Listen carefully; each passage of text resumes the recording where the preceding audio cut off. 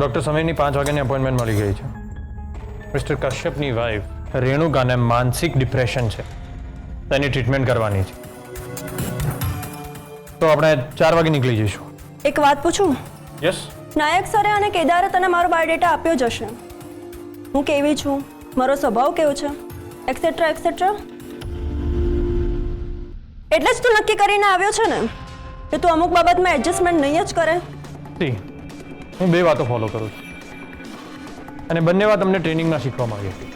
પહેલી, attack is the best defence, અને બીજી, પડશે એવા દેવા છે.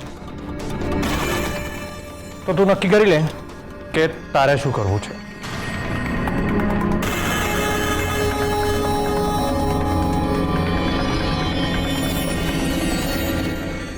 બાય ધ વે, હું ઉપમામાં ડુંગળી નથી નાખતી. મારા માટે સમારી.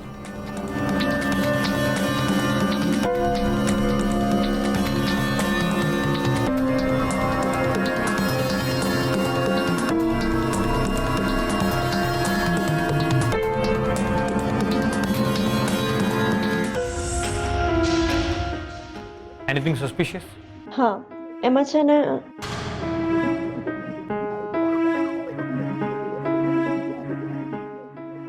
ડોક્ટરે શું કહ્યું? એમણે કહ્યું કે દરેકના બ્રેનમાં આવો થોડો ઘણો પ્રોબ્લેમ થતો હોય છે. તને બહુ શોખ હતો ને પોતાની વાત કહેવાનો. હવે જા અંદર, ડોક્ટરે તને બોલાવ્યો છે. મેડમને પાણી આપો. ના, મારી પાસે છે. હા, તો હું જઈશ અંદર અને ડોક્ટરની સામે મારો પોઈન્ટ મૂકીશ, પણ આમ તારી જેમ આ બધા નાટકો નહીં કરું. હા, તો જા અંદર, ખબર પડશે. પ્લીઝ, જવું છું.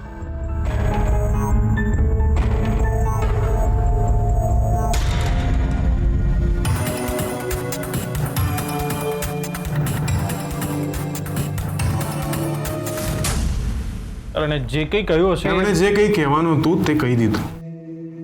હવે તમે તમારો પોઈન્ટ ઓફ. સર, મારું તો એવું માનવું છે ને કે કોઈ માણસે નકારાત્મક વિચારો જ ના રાખવા જોઈએ. એનાથી એને આજુબાજુ નેગેટિવ એનર્જી પેદા થાય અને એનાથી આ શંકા, વહેમ, અવિશ્વાસ આ બધું ઊભું થાય છે સર. અને આ જ બધું રેણુકા સાથે થયું છે સર. દરેક વાતમાં શંકા કરે છે, દરેક વાતમાં. હું ક્યાં ગયો હતો, કોની સાથે વાત કરતો હતો, આટલી બધી વાર સુધી કેમ વાત કરતો હતો, etcetera etcetera.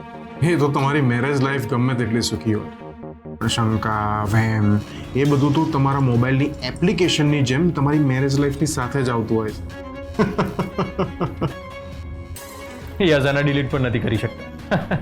By the way, તમારા લગ્ન જીવનને કેટલા વર્ષ થયા? લગ્નને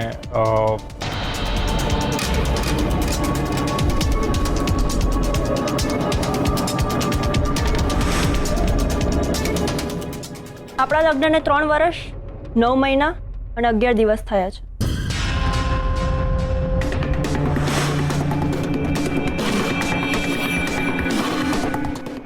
આપણા અરેન્જ મેરેજ છે. આપણે લગ્નની એક સાઈડ પર મળ્યા હતા, એ ભૂલતો નહીં.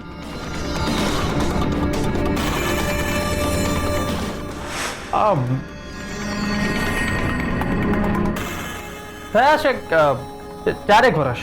4 વર્ષ? યસ. શ્યોર? નોટ એક્ઝેક્ટલી, પણ 4 વર્ષમાં કંઈક 3 મહિના જેટલું બાકી હશે.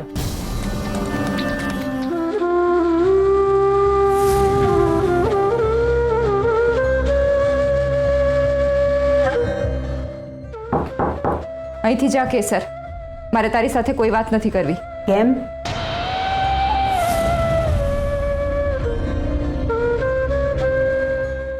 આવો અંદર.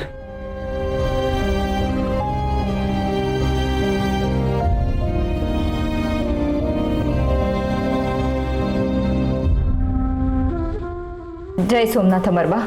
જય સોમનાથ. આવો, બેસ. કેમ છે તમારી તબિયત? સારી છે. મને હવે મારા ઘેર જવા દો. કેમ? દીકરીના ઘરે નથી રહેવું?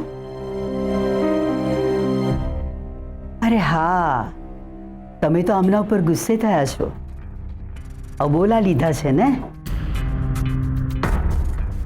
જો કે કેસર બહુ એવા જ છે, હંમેશા ભૂલો કરે છે અને પછીથી સોરી કહી દે છે. જુઠ્ઠું પણ બોલે છે. તમે અબોલા લીધા એમાં તમારો કાંઈ જ વાંક નથી. અમે પણ ઘણી વખત એમની સાથે નથી બોલતા. એક સમય તો એવો હતો નિર્મળાબેન કે અમે કેસર વહુનું મોઢું પણ જોવા નહોતા માંગતા. છે અમુક અવગુણ છે એમનામાં, અને એના માટે તમે ગુસ્સે થાવ, અબોલા લો, એમાં અમને જરા પણ વાંધો નથી. પણ અત્યારે તમે જે કારણસર ગુસ્સે થયા છો એ કારણ યોગ્ય નથી. પણ મેં એની સાથે ક્યારેય દગો નથી કર્યો. હું દગાખોર નથી.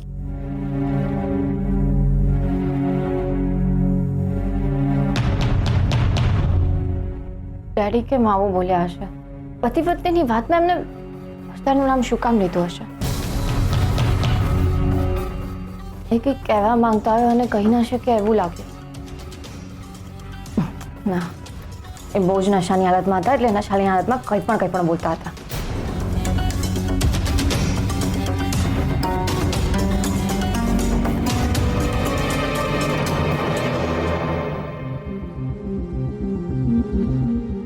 તું અહીંયા સુઈ જા, હું બહાર સુઈ જાઉં છું. શું કામ? હું છોકરી છું એટલે હું રોજ બેડરૂમમાં સૂવું અને તું બહાર સોફા પર સૂઈશ? This is not done mister Harsh. આપણે વારો કાઢીએ. એક દિવસ હું બહાર સૂઈ જઈશ, એક દિવસ તું બહાર સૂઈ જા. ઓકે, તો આજે હું બહાર સુઈ જાઉં છું. આ ઓશિકો ને ચાદર લઈ લઉં. યસ, હું પાણી લઈને આવું.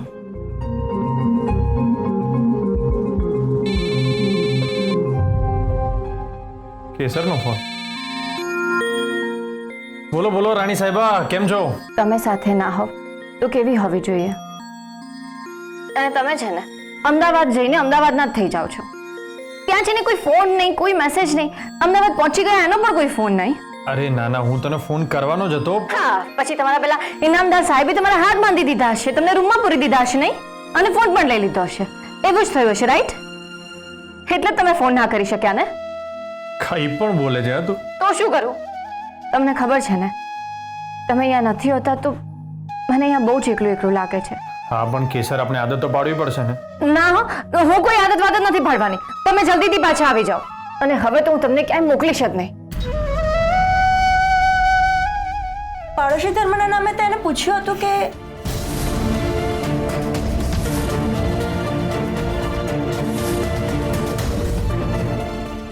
હલો ફોજદાર, આટલી રાત્રે તમારી સાથે કોણ છે? મને કોઈ છોકરીનો અવાજ આવ્યો.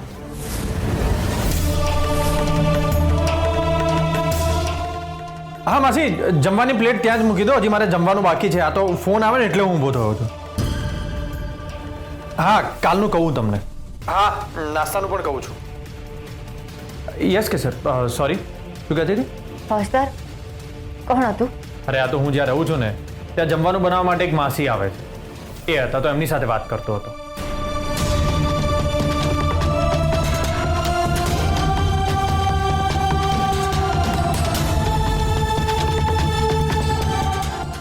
સારું કર્યું, તમારી જમવાની ચિંતા મટી. માસી રોજ આવીને જમવાનું બનાવી જશે ને? હા, 2 ટાઈમ જમવાનું બનાવે છે. સવારે નાસ્તો પણ બનાવે છે. બહુ સારા છે બિચારા માસી. હા, અને વાસણ પણ કરી જાય છે. બોલો. સરસ, એમને મારા તરફથી એક હક કરીને થેન્ક યુ કહેજો. શું કે સર, તું પણ